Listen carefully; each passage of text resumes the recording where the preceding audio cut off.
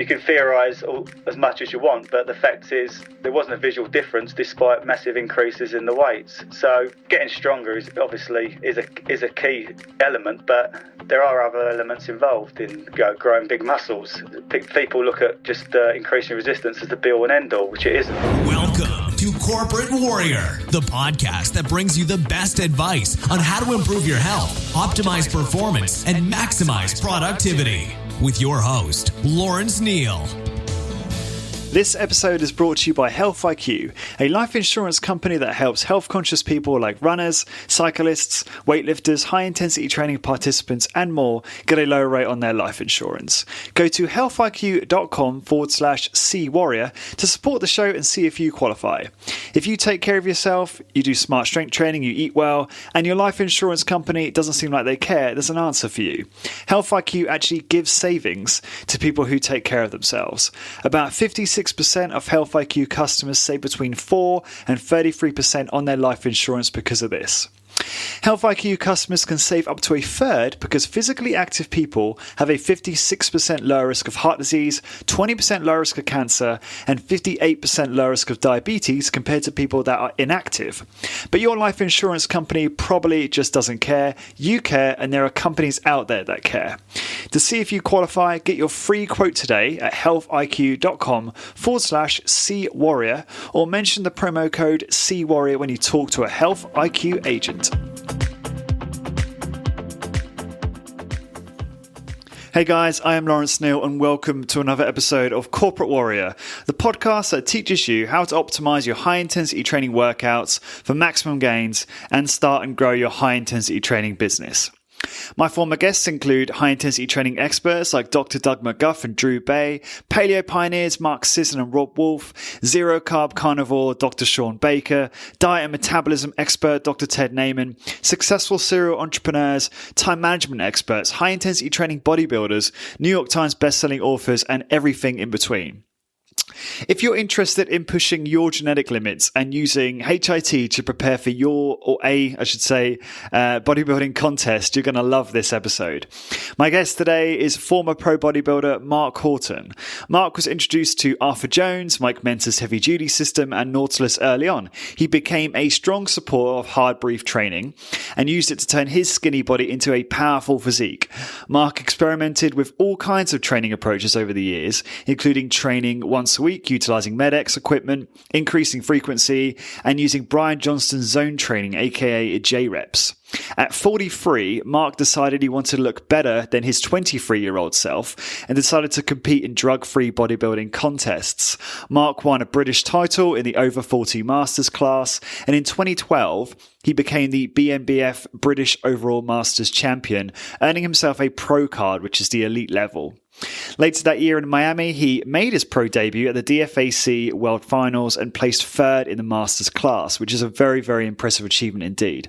Mark looks unbelievable. I think he's got some sound advice for anyone who's interested in optimizing their appearance, and you can just tell that this is one of, if not Mark's biggest passions, something he's devoted much of his life mastering. So he really does have some great advice in terms of how to get the most out of your training over a course of a lifetime. We talk about the evolution of his training. We dig into all the details about routines, intensity, protocol, frequency, volume, etc., and how that's evolved as he's got older and how he trains differently now than he did 10 or 20 years ago. We talk about bodybuilding preparation, diet, so exactly the diet that Mark's followed throughout his training career, which is very different to my own. I always keep an open mind, and you probably guess it's quite high in carbohydrate. And we talk about much, much more than that as well. For all of the show notes and links for this episode and all episodes, please go to corporatewarrior.org. Don't forget to hang around the end of this episode for your free gift from me, which includes 20 free transcripts from the podcast of some of my top guests. This was an absolute pleasure. I love talking to a fellow Brit.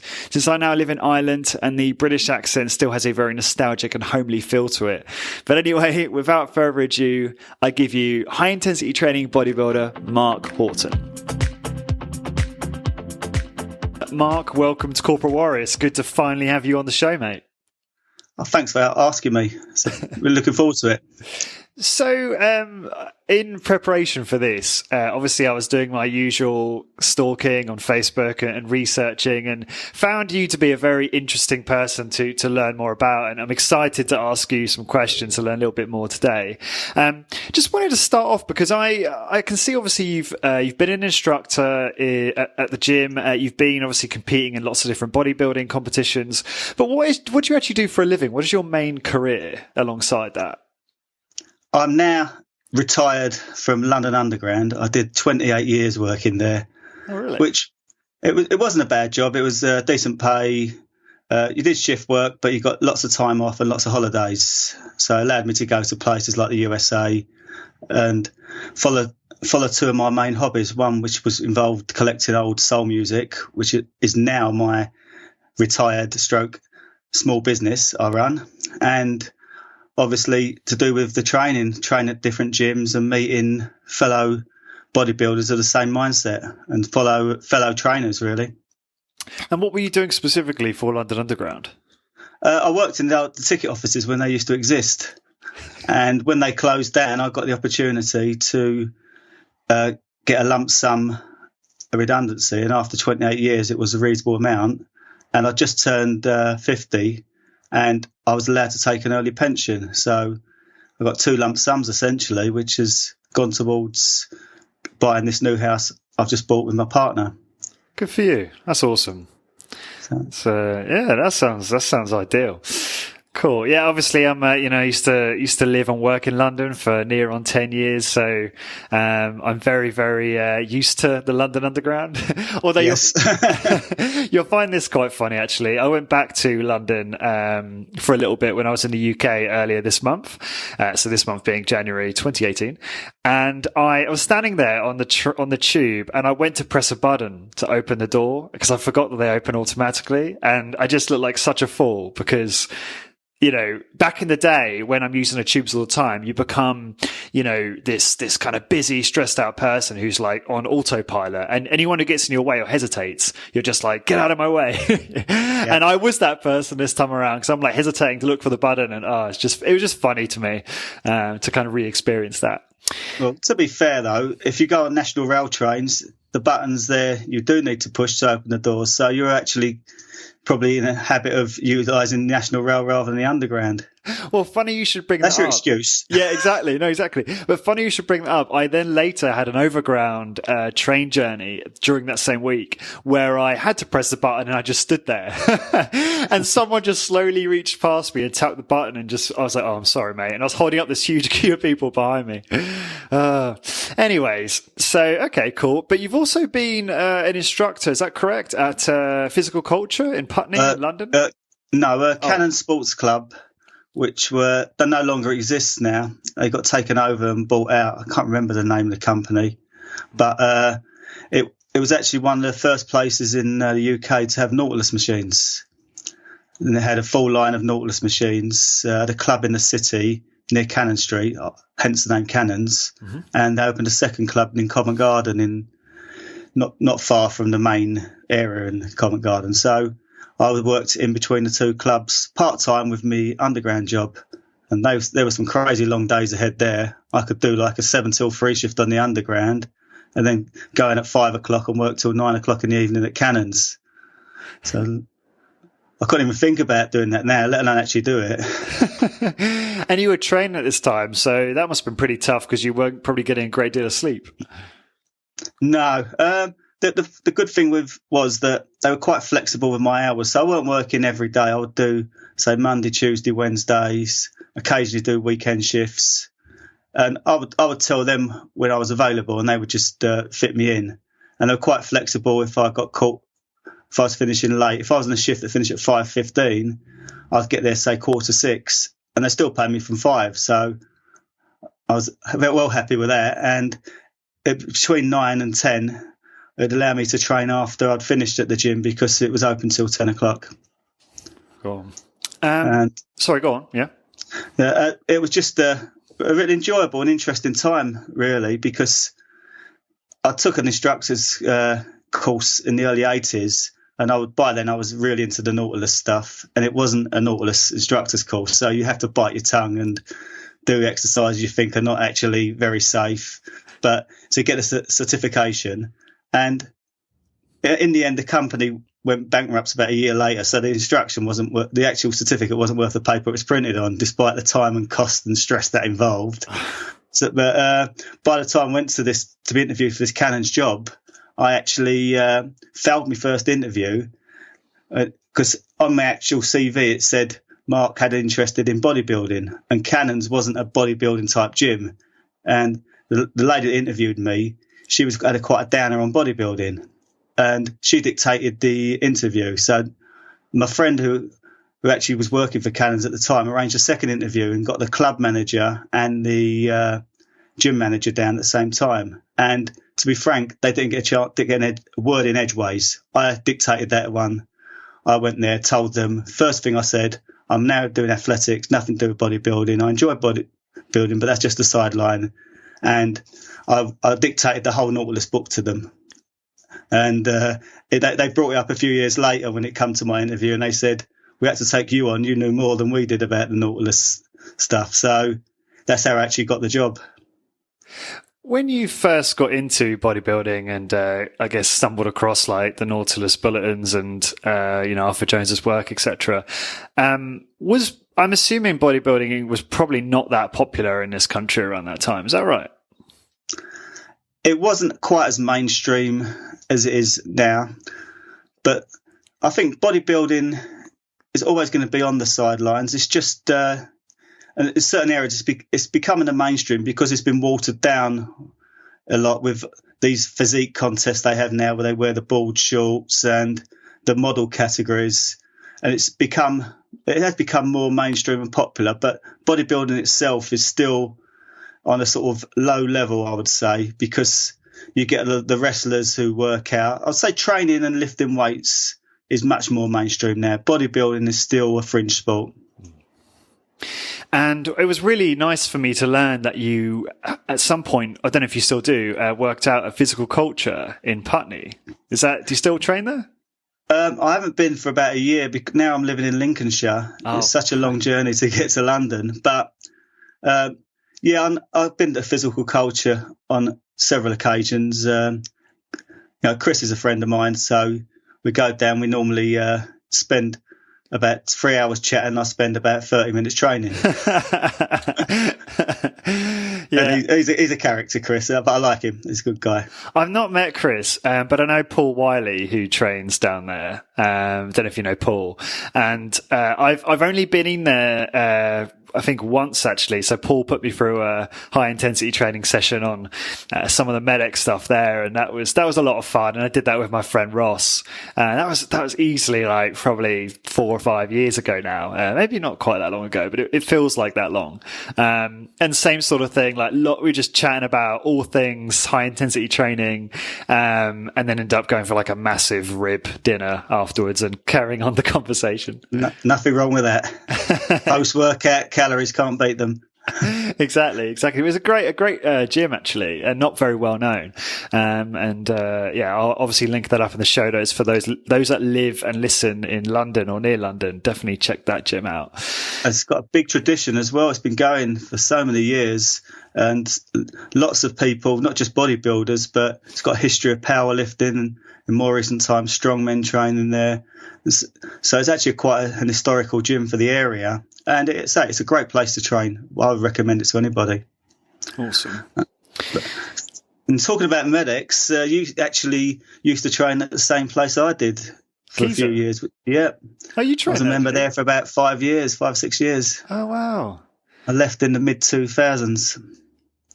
Oh, okay. So, right. I mean, I would have. Oh, well, yeah. I mean, I would have trained quite a few years after that, there, wouldn't I? But yeah, so it's been a place that's been around for some time then. In that case, if you were training there back then, yeah, it was. I enjoyed it at the start, but I got to a stage where I was starting to experiment with my training, and it was frowned upon. And I was spoken to by one of the instructors, and then I just thought to myself, my membership was due to be renewed, and I decided it wasn't for me, this sort of rigid training system they had in place, which for other people was fine. I can accept that. But just for me, I'd trained there for 5 years. I wanted to try a few different ideas out. And so I went elsewhere. Yeah, I completely understand that. I had a similar experience. I think I was grunting a little too loudly for their liking. But don't tell me about that. But yeah, it's quite rigid in there to say the least. But I do. That being said, I do miss Keyser very much. And now that I live in a place where I do have access to some machines and some free weights, and obviously. But I kind of resort more to bodyweight training, but I do miss the more sophisticated machines. Mark, I'd love to hear about your kind of story in regards to training, kind of the evolution of your own training modalities as you've gone through your life. So do you want to just start off by talking about, how you trained before you came across kind of high intensity strength training? I was actually quite fortunate. I joined a local gym, I think it would have been in 1982, and it was actually more half boxing, half bodybuilding stroke weight training. And I was just following the traditional ones in the books, 3 sets of 10. And the instructors at the gym and the people you sort of hook up with, just other trainers, it was a typical routine. You do the basic exercises, 3 sets of 10.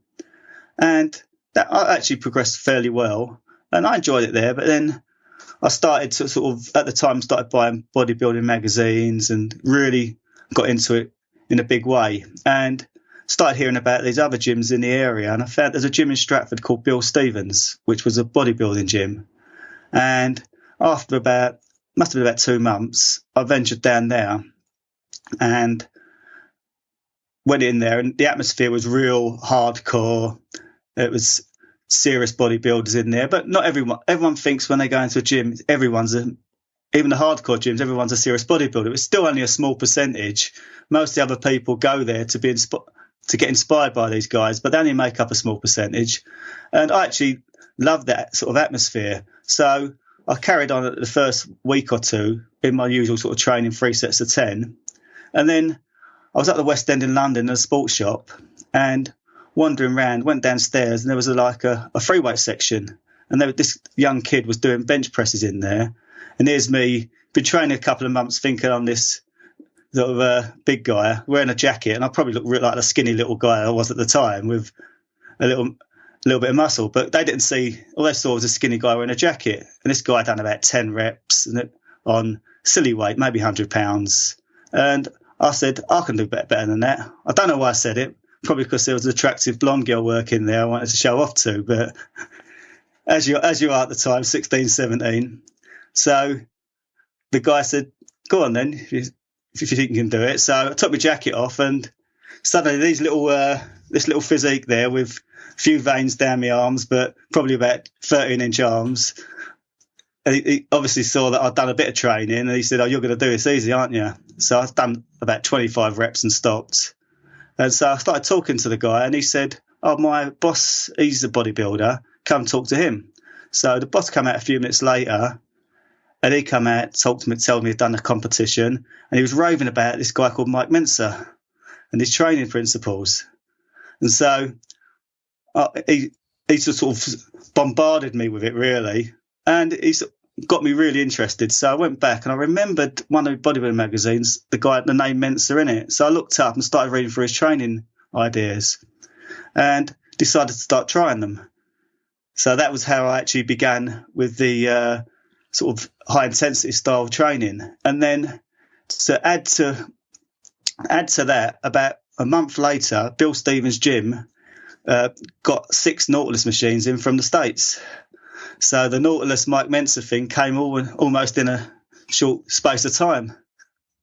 So by then, 6 months down the line, I was a hardcore, high-intensity Mentzer, whatever you want to call it, Nautilus devotee. Okay, cool. Okay, how old would you have been around the time that time when you did that bench press in that shop? How old would you have been? 17, maybe 16, 17. Okay, so you got introduced to high intensity training quite early on then, which is pretty cool. Do you want to talk about? Okay, so you became a bit of a Mike Mentzer devotee, as you said there, and I noticed, in the bio you sent me that you kind of embraced obviously his way of training, but I noticed that over time you said you had started to reduce volume and frequency in line with some of his recommendations. But as a result, you did see some muscle loss until you changed things. Do you want to talk about that from start to finish quickly? Yeah, sure. What essentially happened was I did through the 80s, I was seriously into my bodybuilding, and I actually used what I'd consider now to be quite high volume and trying to train HIIT style, which was, I reached a plateau quite often in that. And I was always chopping and changing my training. And then by the time I was working for Cannons, which would have been as an instructor during the 90s, I'd got away from the bodybuilding, but I was always interested in the training. And so the more traditional Nautilus workouts had taken over rather than the sort of Mike Mentzer heavy duty split routines. And I was training 3 times a week on the Nautilus machines. And while I was at Cannons, I did start the process that Nautilus recommended of reducing my frequency. And I did notice when I went down to twice a week, or it might have been 1 day on, 3 days off, I was just increasing rest days more than specifically going from 3 days to 2 days. I did notice, improvements. And so I carried on that for a certain time period. And I found that I was happy with where I was at that particular time. And again, how I trained was more or less depended on what my motivations were at the time. I was doing athletics at one time period, so training, though important, wasn't the priority. And so by the late 90s, I'd given the athletics I'd got too old for. And that's when I started looking into the Mike Mentzer stuff, and his Heavy Duty 1 book came out, which I thought was actually a good book. And it's not a bad book, I must admit. Of his later stuff, I think that's the one I probably closely would adhere to nowadays. And it was like a 3 days a week split routine. And in terms of volume, it wasn't ridiculously low, but it wasn't high volume even in high intensity terms. And I noticed a bit of improvement there. But as at that stage, you get to a plateau and you're looking for ways to break it. And then Heavy Duty 2 came out. And that was obviously a very deep read because a lot of it was philosophical chapters relating to Ayn Rand's and her philosophy and relating it to bodybuilding. And after a couple of reads, the whole thing gripped me, and I thought I'd found the road to the gold, so to speak. And I carried on training that way. I did notice some improvements in my strength, etc. But I was at the time, Mentzer was encouraging people to eat quite a bit to actually make up for this. Facilitate this new growth you're going to get from your training. And I was putting on weight. My weights were going up, so I thought I was getting bigger. And then other people start commenting about your stomach's looking a bit bigger or your face is looking fatter. And I realised I'd gained a fair bit of body fat. And when I actually looked in the mirror, I realised from a muscular point of view, I wasn't actually looking better. I sort of convinced myself I was looking better. And I decided then to look into the Mike Mentzer system. And I found things that didn't make sense to me when I critically evaluated them. And at that time, I'd started to read some of the AIRT materials that Brian Johnson had brought out, where a lot of it was to do with critical thinking. And at the start, they were quite closely linked with Mike Mentzer. And then they sort of went in separate directions. And I found that I tended to agree more with what Johnston was saying than what Mentzer was saying the more I looked into it. And so I started to increase my volume, not dramatically, and increase my frequency and cycle some of that training demand. So I'd have harder sessions where I'd put a few more sets in and a few less sets. And my physique improved as a result of that. So that's how I sort of got away from the Mike Mentzer way of doing it. But the biggest thing to me with the change was when it sounds silly, when I was actually at Keyser, I actually started training on what Johnson came out with called zone training, or J-reps as it was at the time. And for the first time in years, I noticed a real noticeable improvement in my muscles, not small improvement, noticeable in quite a few of my major muscle groups. And the fact that I was moving away from Keyser, I went to another gym and I decided to go to an old bodybuilding gym, which was local to me, called Muscle Works, which was probably the most hardcore gym in the UK at the time. I'd used it on occasion just because it was local. And so that, combined with the fact that I was getting more interested in looking at my physique again and how to improve it. And I set myself a goal then at, I think I was 42, to be in better shape at 43 than I was at 23. And so I went over all my training, went back, and we come up with something similar between Heavy Duty 1, which Mike Mentzer came out with, was it 92, and the original Heavy Duty, which was late 70s.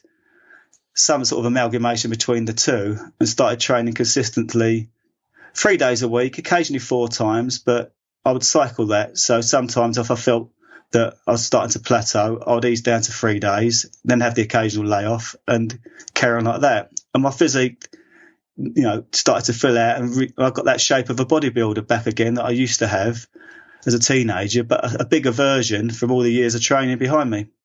And that's when got me on the route to bodybuilding then, because I started to go on the internet and see these natural bodybuilding competitions, which didn't exist when I was younger.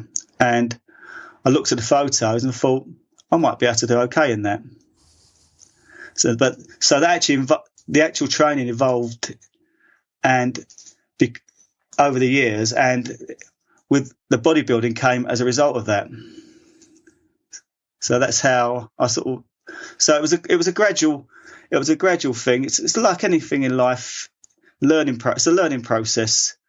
You take 2 steps forward, 1 step back, and you can hopefully if you carry on doing that over time, you've made a good amount of progress. But sometimes you end up taking two steps back and 1 step forward, which is one of the things we all can tend to do with our training.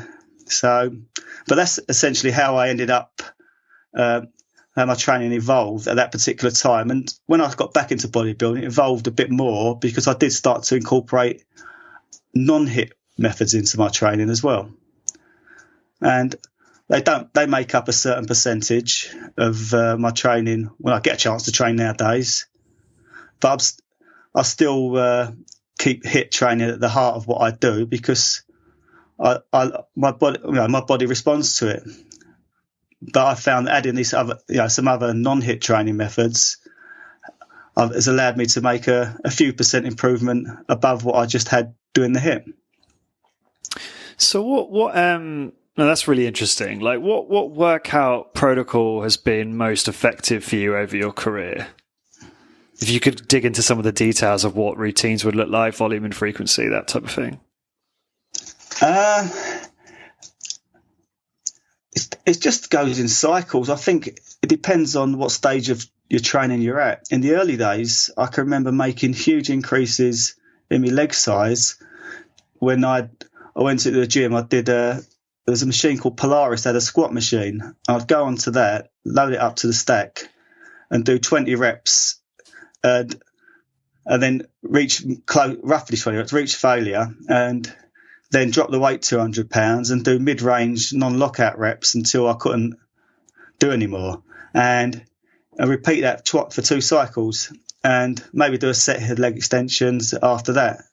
Within about 4 or 5 weeks, my legs just probably put 2 or 3 inches on my legs just doing that. Because I can remember people never noticed my legs, and then I would go out while I was working, the place I was working at the time at a sports day, and suddenly they saw this new set of legs on me. And so people were commenting.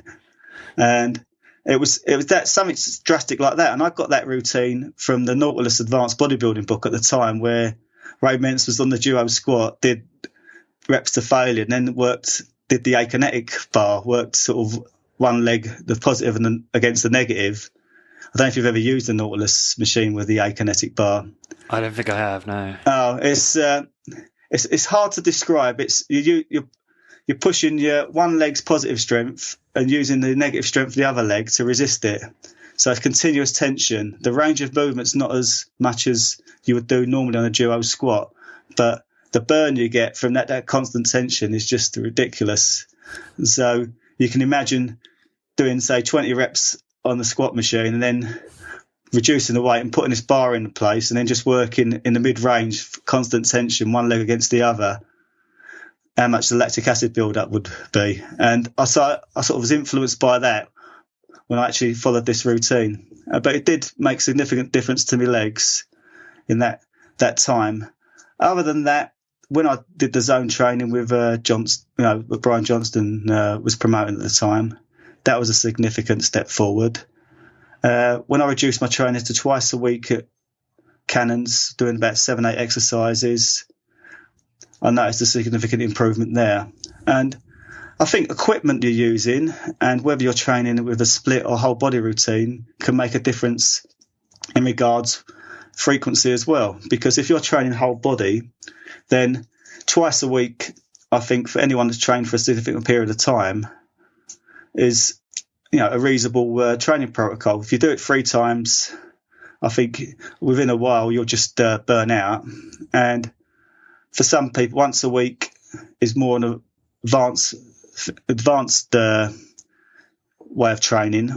And again, for most people, I think you'll find that they tend to maintain or maybe just make small amount of progress on that. But it's very individualized. You can't just generalize in regards to that.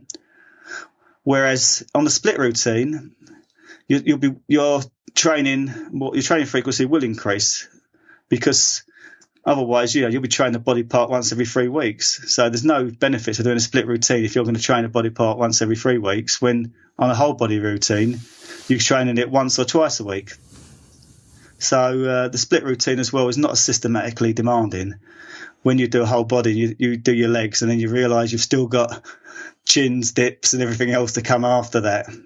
And you know that feeling, you know well, when you actually... after you've done legs and you're doing those exercises, there's nothing like that. It absolutely destroys you. And when you're doing a split routine, if you're doing legs, you work hard on, say, your first 1 or 2 exercises, and you're just focusing on your legs. You almost get into a mindset where you're just nearly there. You ain't got to worry about having to work your upper body. And then obviously the upper body, although it's tough, the demands that you have from doing leg work is going to surpass anything you're going to do apart from perhaps deadlifts for your upper body, really. So now that's the 2 things you've got to take, you take into account in regards to training frequency, whether you're doing a split or whole body routine. And even machine training, I find if I'm utilising quality machines like MedX, Nautilus, X-Force, then the whole body routine could be a very productive way of training, because those machines are designed to efficiently fatigue your muscles. They're specifically designed for whole body routines, where if you haven't got access to that equipment and if your goal is something like bodybuilding, then I think there's a good reason to go via the split routine, as your main base of your training. I still like to do, if I'm not training at one of those gyms, I still like to do the whole body routines on occasion. I do like to vary it because I think they are productive. But I find if I stick on them too long, I do notice my physique deteriorate slightly. And when I say like maybe 5-10%, but I do, when you're competing, you do pay close attention to those details because you're being judged on them when you get on stage. Of course. But how, where I guess I would challenge you is when you're at a point where you're like, you know what, this frequency or this program isn't working for me because I feel like my physique is, I don't know, some part of my physique's declined by say 5%. Like there's a lot of people that think it's so easy to delude yourself because, one day maybe you're retaining less water or the lighting or fill in the blank. Like it's like, how do you actually know? Because it sounds like it's just intuitive for you that you were like, okay, this, I'm losing muscle mass here or whatever. I need to change my program. Like how can you be sure? It's not something that happens over the course of 1 or 2 workouts. I would notice it over the period of, several weeks. So I would give a program a good try out.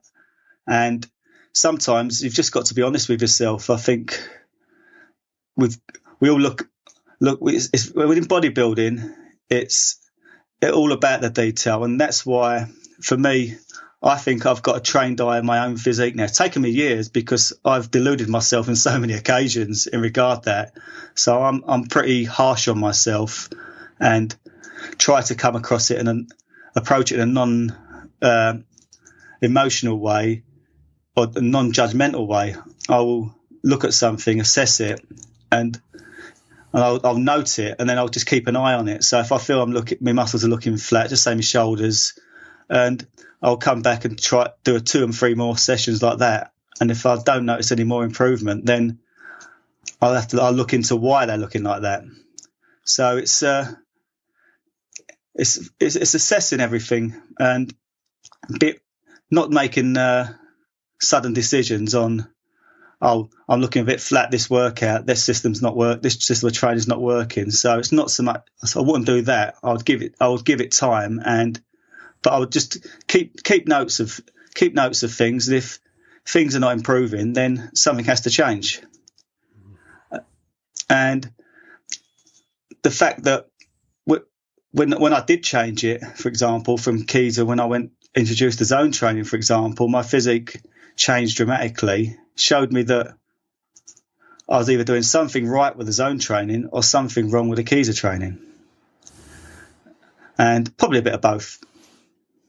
And the Keiser training, my strength was, crazily high on some of them machines. I was, stacking out quite a few of them. And, I know that some of the machines are not designed for strong bodybuilders. So, for example, the leg machines you can stack out. But I was doing sort of crazy. I was doing one-legged with, I don't know, 700-pound one-legged ones and leg press. But my legs have always been a strong point. On the leg extension, I got tested. The medical machines? Yeah. And there was a guy there who was an instructor who actually had higher. They tested his strength, and his strength was above anything that they tested at the time when they'd done the original testing. Arthur Jones did for the lower back book, and he was proud of that fact.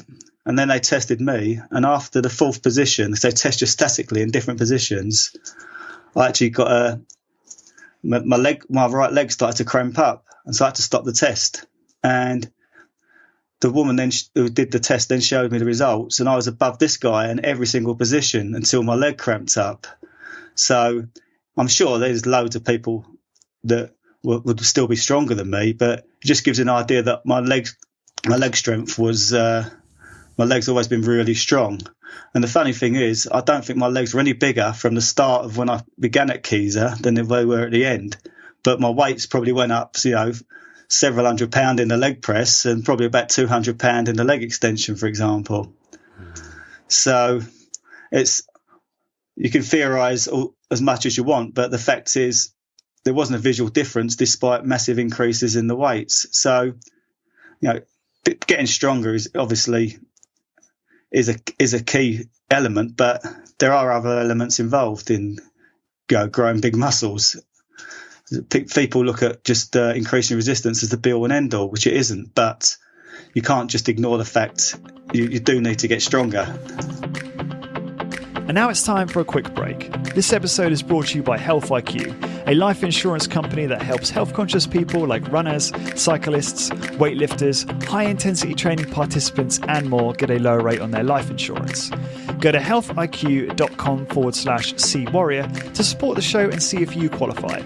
If you take care of yourself, you do smart strength training, you eat well, and your life insurance company doesn't seem like they care, there's an answer for you. Health IQ actually gives savings to people who take care of themselves. About 56% of Health IQ customers save between 4 and 33% on their life insurance because of this. To see if you qualify, get your free quote today at healthiq.com/CWarrior or mention a promo code CWarrior when you talk to a Health IQ agent. And now back to the show. It's very interesting. It's just listening to you. It does sound like you've had a very kind of periodized approach to your training. It sounds like certainly during your kind of like bodybuilding career, you did, I mean, correct me if I'm wrong, but you have played around with different volume and frequency in order to push past certain plateaus. I think there is certain people, including myself, who almost have a slight aversion to that because we just want to pick a routine. Well, I speak for myself, not necessarily a routine, but a certain volume and frequency that would just take us to, would just allow us to continue to improve and get, I wouldn't say maximal, but like 90% of our gains. But you're saying, I think that you hypothesize that for most people, they would actually need probably periodize as they go through their kind of training over a lifetime if they want to get best results. I would say dependent on genetics and goals, really, and how much time you're willing to put into chase those goals, because some people have got the genetics where they can pretty much do anything and they will reach. If they're not that bothered about building a massive physique, then they will get there, and probably get there quite quickly. For people of average or below average, again, it becomes the goal. If you just want to build a nice athletic physique, then just a little bit of tweaking along the way will probably get you pretty close to where you want to get to. But then for those below average, I think you've then got to decide, do you want to be caught in how do I reword this? I think the word is people get very dogmatic in regards to their beliefs and training. And unless you escape that, then I think you are limiting your potential for results. I can understand people who haven't got the time to train. That's fine. If you've got a very busy lifestyle and you can only afford to train once a week, then you can accept that your results may be limited. But if you're willing to train more frequently, if it's necessary, it may not be necessary, but if you're willing to train more frequently, devote more time to it, then that's when you've got to escape that dogmatic approach. You look at training, your whole training life as an experiment on yourself. Just try things, enjoy your training, try different things. Go if you're someone who goes in the gym religiously with a logbook, have a couple of months where you don't bring a logbook. Just open your mind a bit, but just don't accept anything, of course, but don't just get out of that sort of escape from the blind alley, as they say. I think that most people are trapped in a blind alley. They'll follow a certain person in the HIIT world or the bodybuilding world. Not just it doesn't involve HIIT people. It involves anyone in regards to training and bodybuilding. You follow your hero or someone you believe in.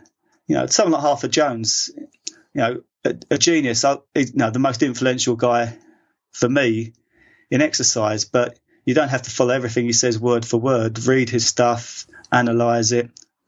But what most of these people tell you is, think for yourself, do things yourself, be influenced by people, but don't follow everything they say word for word. Think independently. Yeah, I totally agree. Certainly something I've tried to develop more in the last 6 months, just not only in fitness, but just generally, like in terms of trying to think for myself. It's so easy to get pulled into someone else's perspective and think that I must do everything they say, otherwise I'm not going to have success in X, and to your point, like I really do think it's important to trust your own experience and your own knowledge and go with that. Keep your mind open to learning from others, but always kind of come back to your own self as a compass.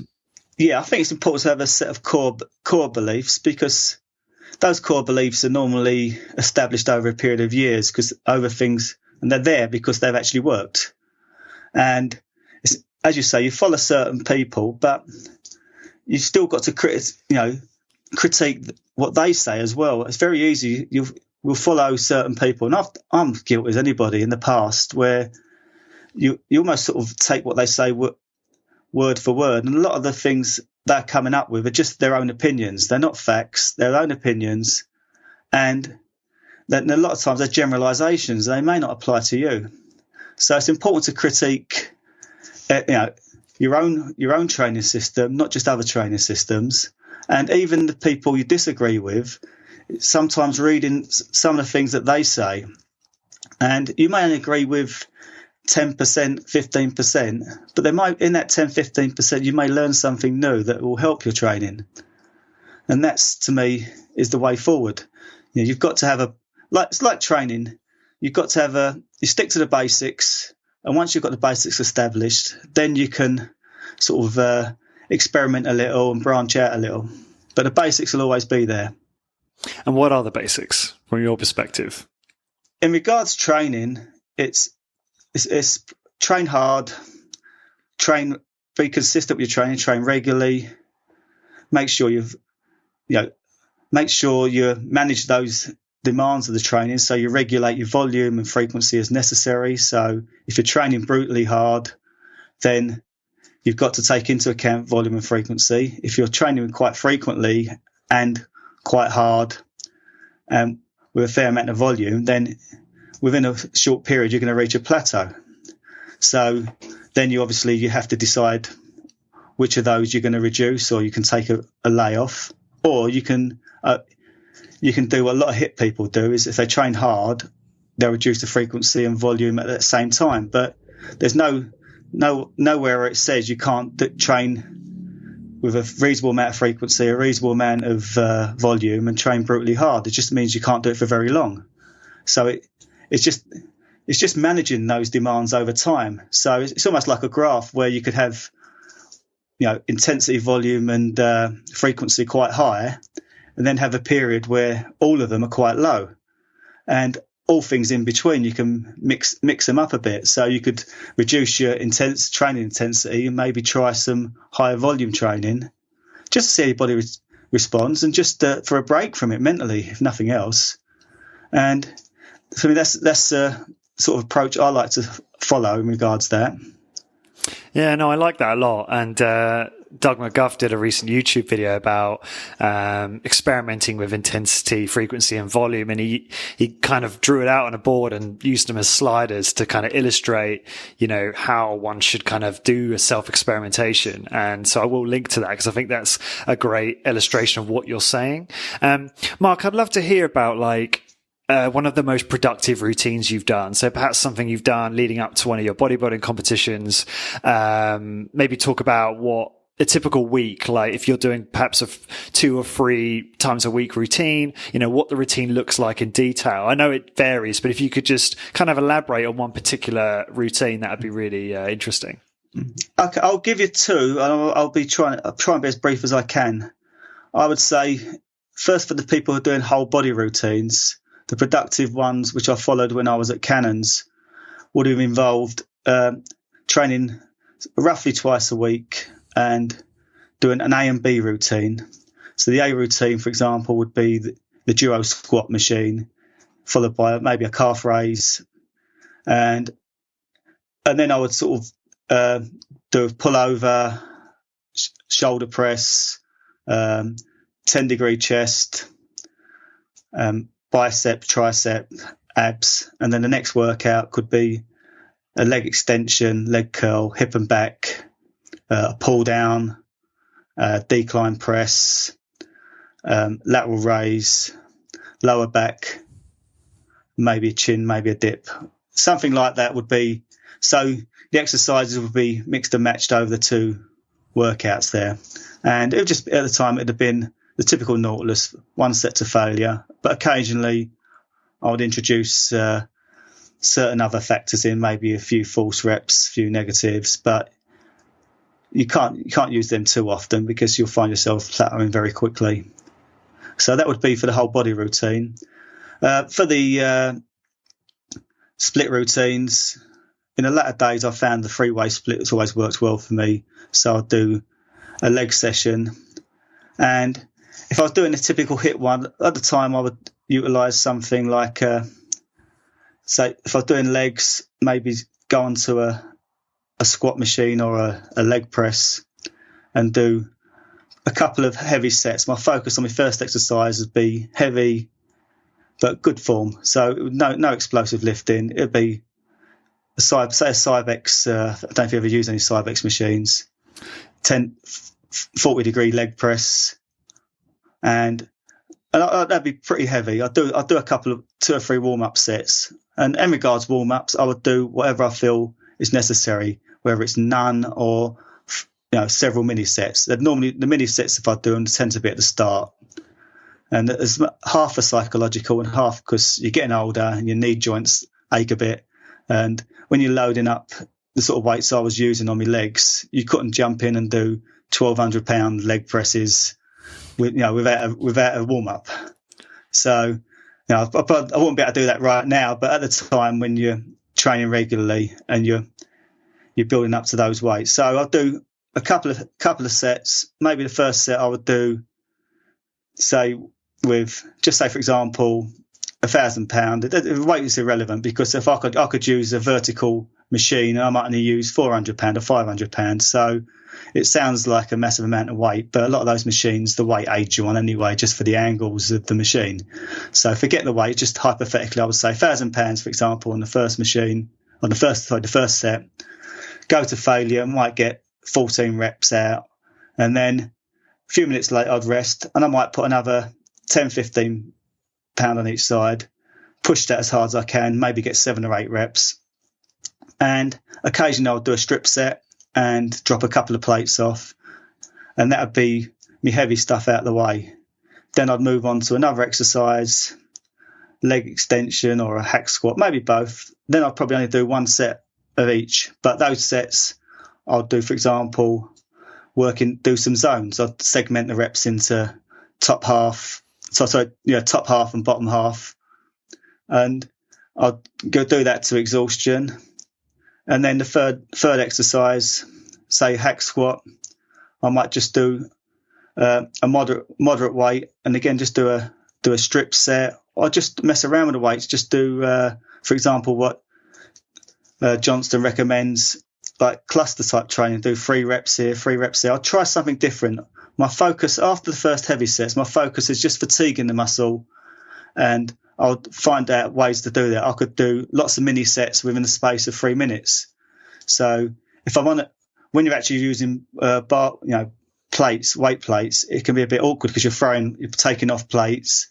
But if you're actually using weight machines, it tends to work better with that. So you could do a heavy static load, and then maybe reduce the weight and work the mid range, and then have a sort of 10 second breather, then work the static, do another static rep at the top.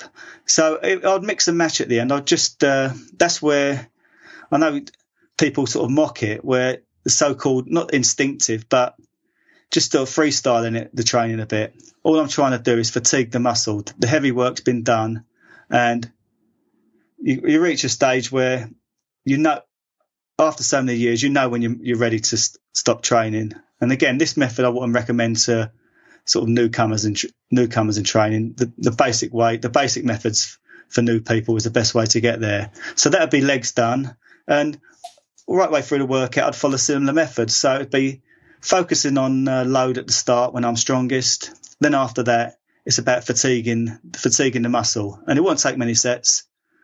But I would like to vary it. And my focus, the only thing I'd really be worried about logging is what exercise I did and the weights I would do on the first exercise, because that's the one I'm focused on the load. I was just about to ask you about tracking. So you would track the load on the first exercise. Do you mean the first exercise for each muscle group for that workout? Yes, each muscle group. And so, for example, on legs, I would do leg press. But if I was doing leg curls for the hamstring, even though it's is a separate muscle group from your quads, because obviously the leg press or the squat, you'll be you're targeting the quads rather than hamstrings. So if I would do, for example, heavy, a couple of heavy sets, for example, on the leg curl, and then I might do some stiff leg deadlifts or glute ham raise, and I wouldn't so much focus on the actual weight. That'd be on fatiguing the muscle. Again, that's how I found my approach and how it worked for me. Yeah, no, it's really interesting. So would you track reps or time under load, or neither? I would do reps in the end, because I did time under load and reps, and I didn't find much difference really. I think you're splitting hairs. Do whatever you prefer doing. So I think so some training systems and some equipment, if you're using equipment like MedX and Nautilus and X-Force, then I think time under load is probably a good way to do it. But with sort of free weights, there's so many variables involved, and the difference between repetition speed, etc., can make such a difference to the actual how you're fatiguing the muscle. Because the sticking points, I think the important thing is just try and be consistent with your speed of reps. So time under load doesn't actually help you in that regard. I think it's better to actually count repetitions and just try and be consistent with your rep speed during the initial reps. Once you start tiring out, then there's nothing you can do about rep speed, because you're going to be slowing down very quickly. But you would still count those very slow reps towards the end of a set? Yeah, I would count it, yeah. So, but I just found that's my preferable way of doing it. I think you could still do the same thing under time under load if that's what you preferred. But I just think there's so many things to focus on when you're training. And when you're trying to focus on fatiguing the muscle, your mind's on your muscles. And the last thing you want to do is go and grab that stopwatch and try and stop it all the time when you're trying to do other things. And so it's not an easy way to train. It's a good way to train if you've got an instructor there who's monitoring everything. And it's a compromise, isn't it? Like everything you do in life. Especially if you're training on your own, when you train on your own, some sessions you're going to push more than you did the previous sessions.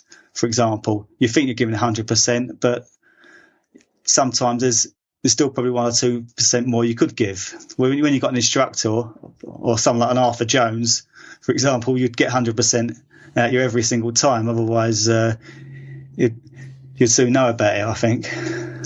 So, go on.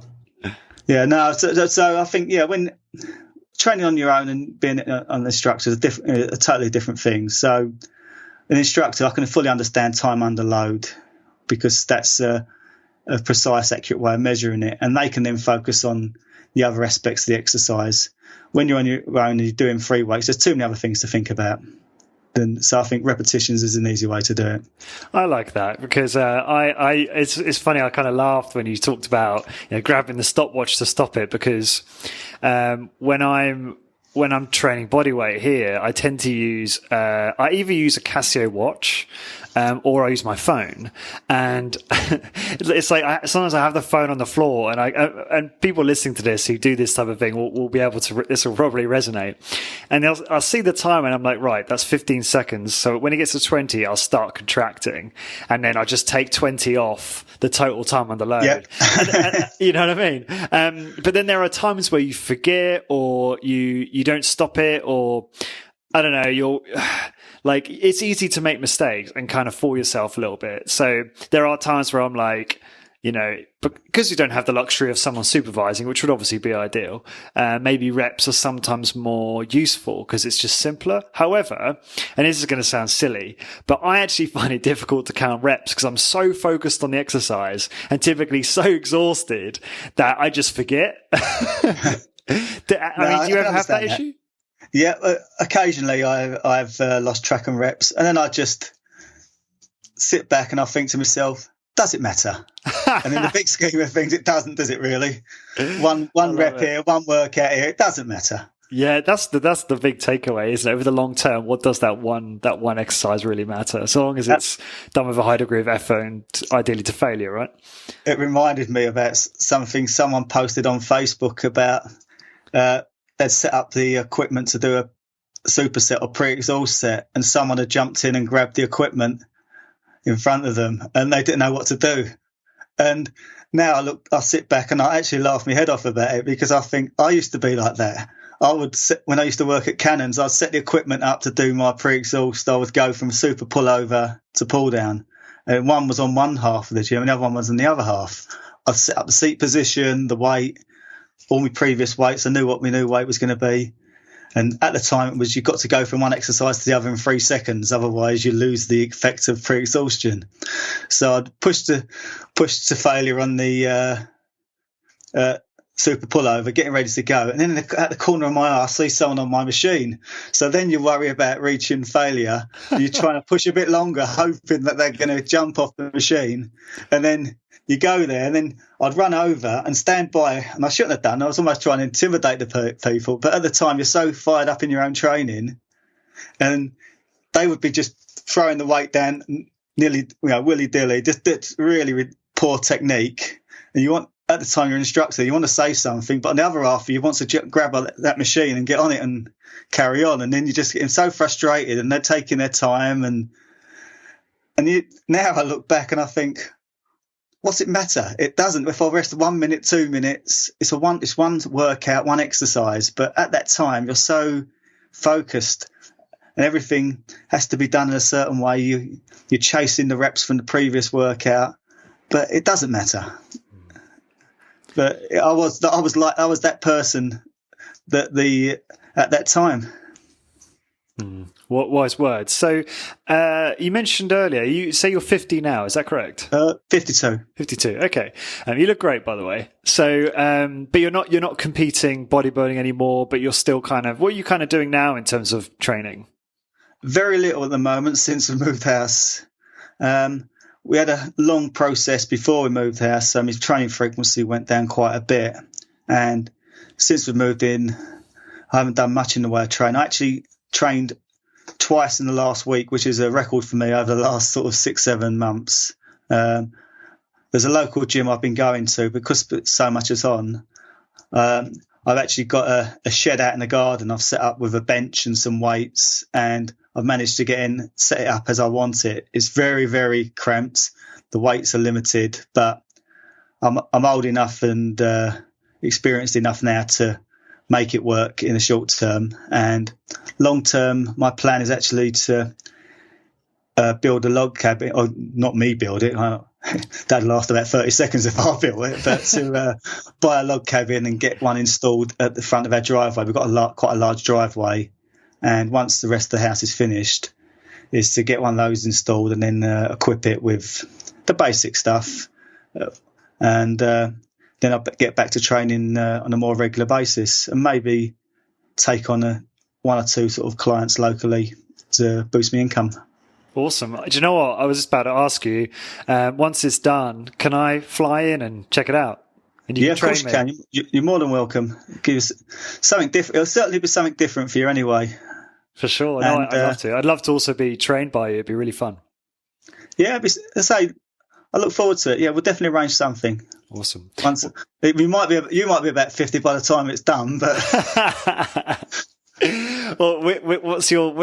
Do you want to set like a goal completion date on this podcast so that you're kept accountable? Okay, yeah. Get back to me by June. By June this year, everything should be up and running. So you hear that, guys? June 2018, Mark Houghton is going to have built a gym in front of his house, and that's live now, Mark. That's going to be listened to by thousands of people.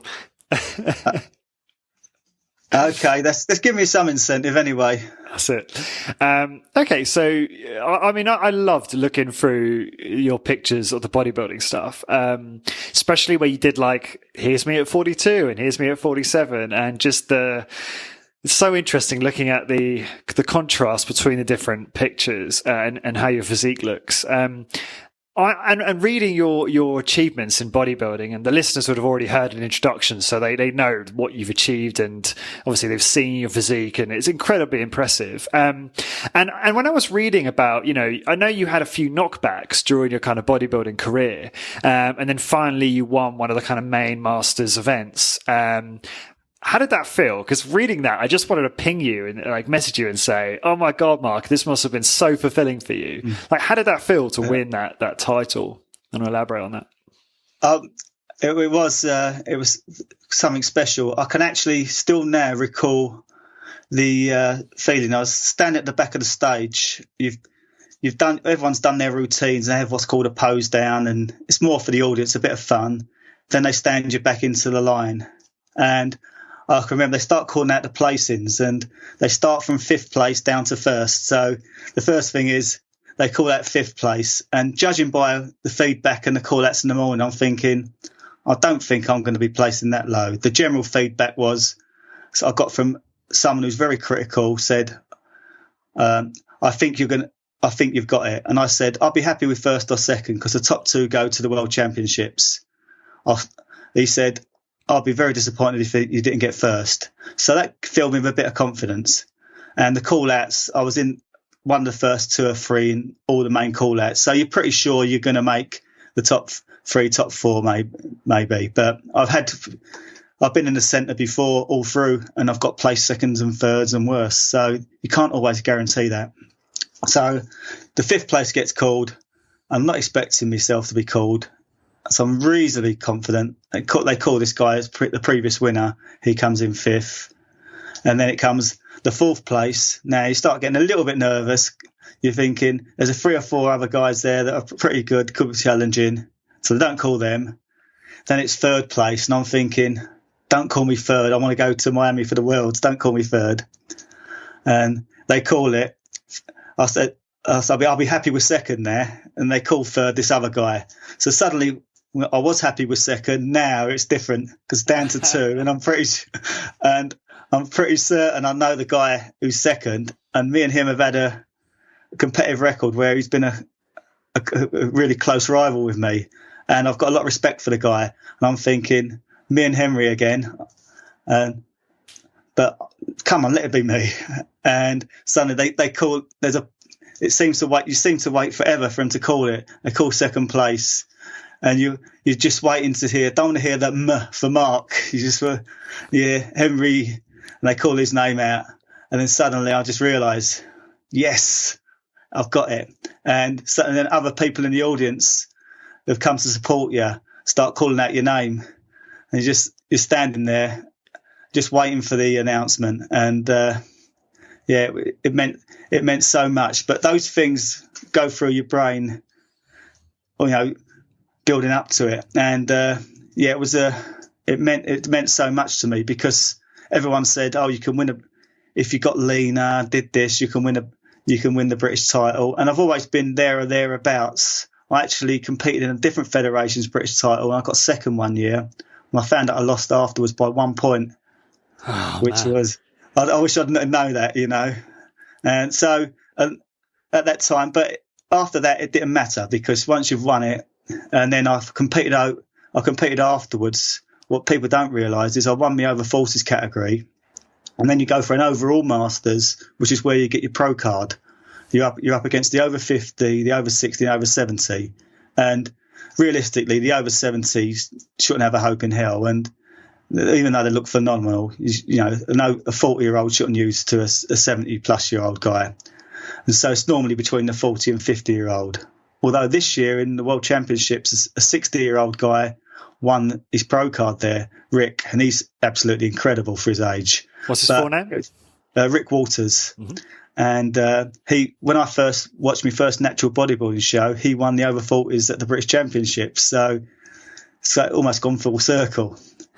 And but yeah, I competed, and it was looking for me in the over 50s guy at the time. But straight away, they went round the comparisons. They only compared us all once, and people were shouting at the audience, yours all the way, yours all the way. And the guy who was in the over 50s beforehand said, I don't know why we're coming out, you're going to win this easy. So that was actually quite complimentary. And So that I was actually less nervous for that than I was for the actual over 40s. You can't, count your chickens, and you just want to make sure you're always a bit cautious. So they announced that, and then that was the final let off of steam. Overall masters and pro cards. That meant the World Championships in Miami. I'm going there as a pro and competing in the pro ranks, which is it's not really professional. It's just you compete for money, and it's the elite. That's the word. The word pro is just in natural bodybuilding means the elite level rather than professional, because you'll be living on the street if you expect to be professional in the bodybuilding, I tell you. Yeah, and I know you actually posted a Facebook post, or you shared a Facebook post. I can't remember what it's called now, like The Reality or something, which is really good. Which just shed the light on the fitness industry in terms of, it's not as glamorous as a lot of people think. Go on, sorry, you're going to add to that, I think. Yeah, the actual guy that posted it was, I think, a guy called Phil Learney, I think, who's actually a really interesting guy who's he's actually wrote a book on nutrition, and he's quite involved in the fitness industry, and he's someone for people in the HIIT industry worth reading, because he's not a hitter in that respect, but he's a knowledgeable guy, and anything you see by him is definitely worth a read. I'm guessing that during many of these competitions, many, if not all, or most of your competitors weren't doing kind of the workouts you were doing, like traditional high-intensity training. I would say the vast majority weren't. There are a few natural bodybuilders who have used their own versions of HIIT, and some of them pretty successfully. And I've been heavily influenced by HIIT and trained most of my life with HIIT, but I try not to call myself a HIIT bodybuilder, because I think that's you're limiting. You're sort of calling yourself something. I'm a bodybuilder who uses HIIT rather than a HIIT bodybuilder, and it allows you the freedom to try other things, because you hear about Mike Mentzer when he was a bodybuilder, and then people going back years ago, he's claimed he did one set of this and one set of that. I was in the gym and I saw him doing 5 sets of this, and why, if he wants to do that, and then good luck to him. Why does he have to be, apart from obviously selling his books, that's a different matter. But I think when you're actually calling yourself a certain thing, there's an expectation every time anyone sees you for you to be following a certain way of training, because that you've called yourself a certain thing. Yeah, it's like Doug was telling me recently about, after he's published Body by Science, it's just like he said to me, he put it really well, actually. He said it's like he's defending a territory. It's like he's on top of a castle trying to pour boiling hot oil over people who are invading. And he doesn't really care because he's so open-minded, but it's just because he's now published this book, which is his crystallized thought in time, that people think that that's how he thinks now, or that's all he thinks, which is obviously not the case. Exactly. Well, you mentioned Doug there.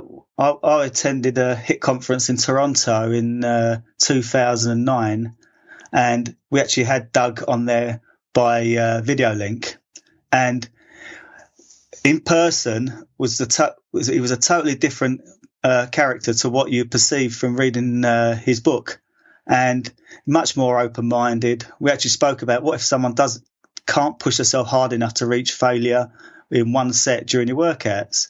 What would you do? He said, well, what I'd do is I'd get them to form a second set and occasionally a third set if necessary. But the book is just saying what I in an ideal world, what I would do. But you can't always put that into a book. And from the podcasts you've had with Doug, and the ones I've listened to, and it's the same thing. He comes across totally different in when you speak to him than he does in a book. And that's the problem with written word. Is people tend to interpret it to suit their own agendas and their own biases. And you can only put so much in there as well. You can't. You've got to generalize anything in regards to training. You put something in print, you've got to generalize, because you can't say do what you feel, because it's pointless putting it down. But in a book, you've got to give someone some solid, sound advice and use that as a base, but don't use it as a Bible. Yeah. So yeah, but I say with Doug, I think it does tend to get misrepresented by a lot of people because he is much more open-minded and flexible than people give him credit for. Absolutely. And I imagine that actually by the time this episode is out, so will my episode with Doug be out. In fact, my episode with Doug will definitely be out prior to this. And, again, incredibly open-minded in that episode. So yeah, it is strange how he does get kind of misunderstood, I think. But it is what it is. Cool. Okay. So just wanted to clarify as well, going back to you talking about your kind of bodybuilder, achievements in bodybuilding. I just want to clarify just to make sure I understand this correctly. So you won the UK Masters. Yeah. Is that right? Do you want to just name the competitions that you won and then that led to you becoming pro and understanding that or getting a pro card? Yeah. Essentially in Britain, I compete as a natural bodybuilder, drug-free. And in the UK, there are a few claiming that mantle, but they're only three bona fide natural bodybuilding federations. The one I won my pro card with was the BMBF, who run the largest competitions and are the longest established. I'm not saying they're the best, because it's derogatory to the others who I've also competed with. Each year it can vary. They're all good standard competitions and they're all legitimate natural competitions in regards that the people that run it are serious about it being natural competitions. So, but that's the people I actually won it with are the BMBF, and to win that you've got to qualify first, which means you've got to finish in the top two in your class, a qualifier. Occasionally, the third place person will get through if you're deemed of a high enough standard. So if it's really tight between the top three, and there's a good chance they will allow you through as a third place entry. But generally, you have to finish in the top two of your qualifier to qualify for the British finals. And then there's about eight or nine qualifiers. I think in my class that year there was about 14 people qualified, and then you go for your class, which is one was the over 40s Masters, which I won. And then the winners of all the other Masters classes then competed for the overall. And then by winning that, I then won my pro card. There's one pro card awarded every year in the Masters division. Was that in the US, or was that in the UK? UK. Okay. And that's so it's not easy to come by. Because, say, there's only one if you're over 40 and want to compete in that category, you can only win one a year. And it's the same for the other divisions. They do an open pro card, and there's only one a year awarded. All the different class winners go into that. So it's a structure to the sport, really. You sort of qualifier, then your class winner, then the overall winner, and then you get your pro card and you compete at the elite level. And then what happened then? Did you go to the US to compete at another competition? Yeah, I competed in Miami in the Pro World Championships, and I come third in the Masters over 40s. And the two guys that actually beat me were both British guys who had actually won their pro cards, open pro cards, but had reached the age of 40 and above and competed in the Masters when they could have actually competed in the open class. So they actually won the overall categories in the years before, so that they were established elite competitors. So I was more than happy with my placing, and I was happy with how I looked. I actually came in 2 pound heavier at the Worlds than I did at the British, even though I was leaner, and that was just through knowledge and of my body and of the diet. Really, I tried something I'd never done before because I hadn't been lean enough to before, and that was to increase my calories between the British and the Worlds. And I found when I started increasing my calories, my metabolism started to pick up, and the extra calories also filled up my body. So I wasn't actually gaining muscle. I was just probably my glycogen stores were filling out, and if any muscle I did put on would have been muscle I'd have lost during the actual dieting process. But it's the actual process of bodybuilding dieting is is worth a whole podcast in itself. It's just amazing how you can transform your body, but it doesn't happen overnight. It's a long, slow process, and it's very individualized as well. What I'd love to hear, I know we've only got a few minutes and we'll be wrapping up shortly, but I'd love to hear more about diet and what your overall kind of, if you want to talk about it from I suppose a fairly high level, because as you said, it might require a whole podcast. But just talk about your views on diet and, what you think a diet should look like for someone trying to optimize their muscular development. I think people overcomplicate diet, really. If you're not competing, then I think eat the food you enjoy eating first. Have a diet you feel good about. So if you find that you enjoy the sort of the paleo type diet or keto diet, then fine. I don't have an issue with that. I don't think there's an issue with that. If people prosper on high carbs, enjoy high carb diets, then go on high carb diets. I think too many people become. It's like with training. You have the HIIT people, the so-called volume people, and people just put themselves in one corner. When I'm not dieting for a contest, I just have 2 or 3 set meals I'll have, which will be, say, protein powder on top of me porridge oats, a sandwich with some meat in, a couple of bits of fruit, then an evening meal, which is normally meat-based with, say, pasta, potatoes or rice, and I eat all sorts of rubbish in between. If I feel myself gaining a bit of weight, then I just try and cut down on the rubbish or reduce my portion sizes. When I'm dieting for a contest, that's different. Then I will structure my diet and measure everything, because that is my goal. Then is to actually get myself as lean as possible and retain that muscle. But off season, it's mainly just keep an eye on my weight. And most people, very, very few people in the UK and probably the US are undernourished. Most people eat too much. And so if you can, as long as you're monitoring your weight, you're going to be getting enough protein in, enough fats in. And with that surplus, just eat the food you enjoy. Do you, when you're looking at, I guess, more bodybuilding regimented diet, do you make more of a focus on, or do you take more of a focus on protein consumption, getting a minimum amount of protein every day?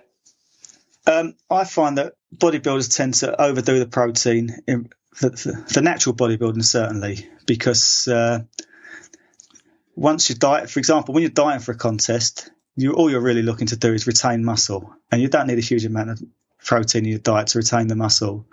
Your fats you want to keep. I think preferably keep them low, but there's a certain level you don't want to go below. So ideally, I wouldn't go below 15% for 90% of the time. If I had to lose a bit of body fat at the latter end of a contest, then I may reduce it to 10% for a short period, but not for very long. So I'd make sure there's a certain amount of fat in my diet left.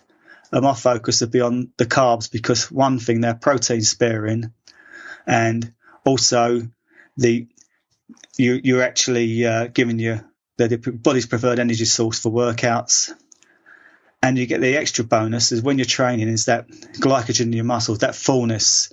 So when you're getting leaner and leaner and becoming more vascular, you're hitting that gym and you're actually enjoying training, because you're seeing your body transform when you're training. And you're getting, when you first start the diet, you actually think you're gaining muscle, but you're not. It's just that your shape's changing because you're losing the body fat, and you're still consuming enough calories, enough carbs, where your muscle's looking full. You actually begin looking bigger. And then you get to the latter stage where that last bit of body fat has to come off, which is where you tend to flatten out a little bit. But at least then with high carbs, when you're training, you still got that pump, and you still got the blood running through you. Your vascularity is getting increasing more and more, and so you do get that visual benefit from your training. Which when you're struggling on a long diet and you're becoming a social outcast because you're having to bring Tupperware containers to social events, and I've got to go home and eat my last meal now.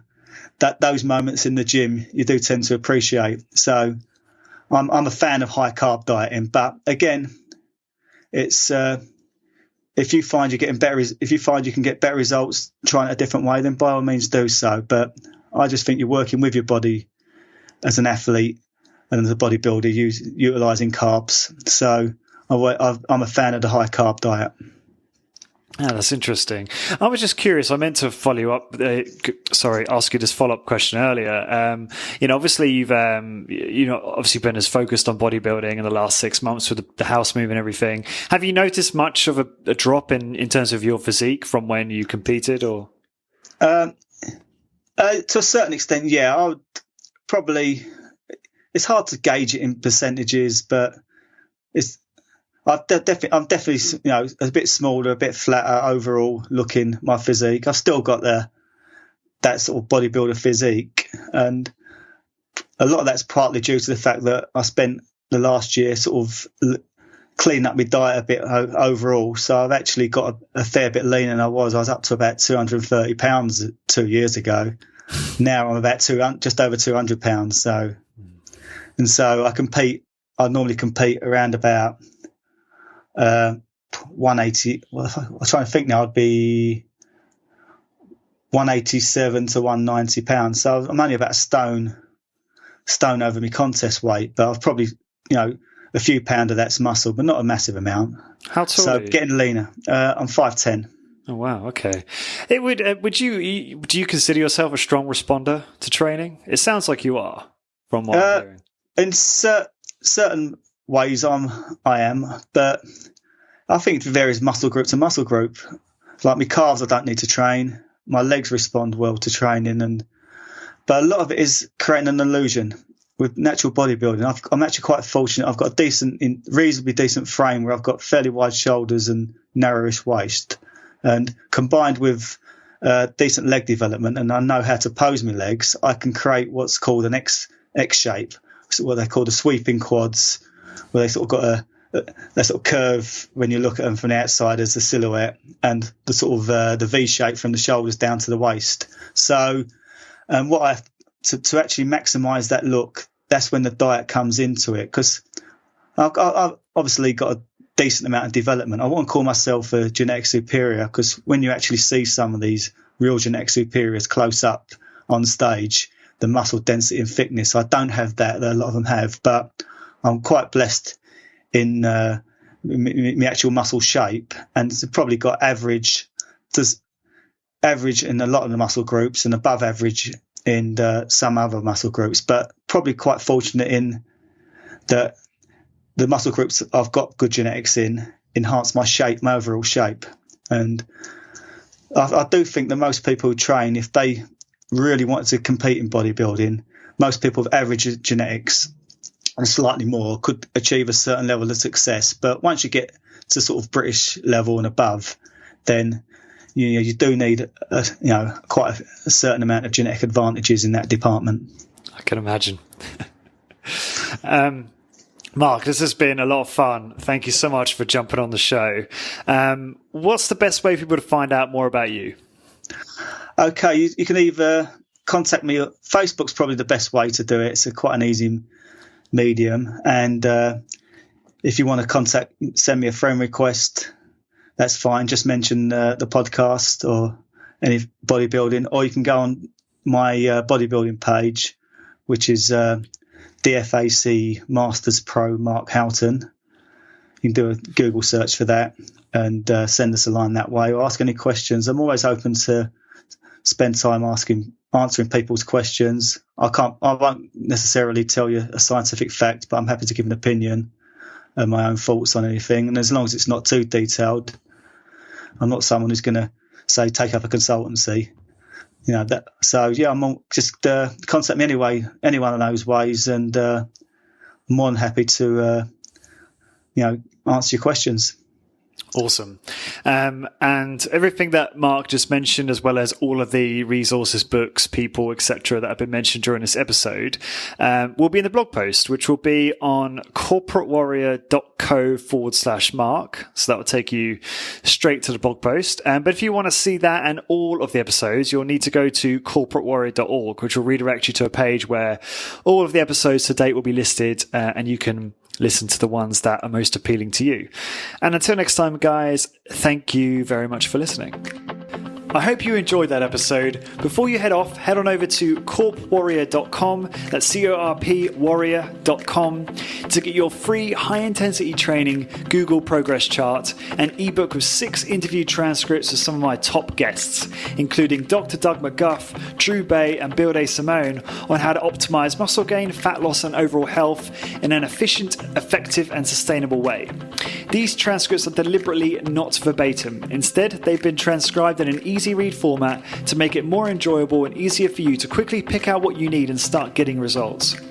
To get your ebook, head on over to corpwarrior.com, enter your email address, then check your email for an email from me with a confirmation link. Once you click the link, you will be instantly redirected to a PDF version of the transcripts.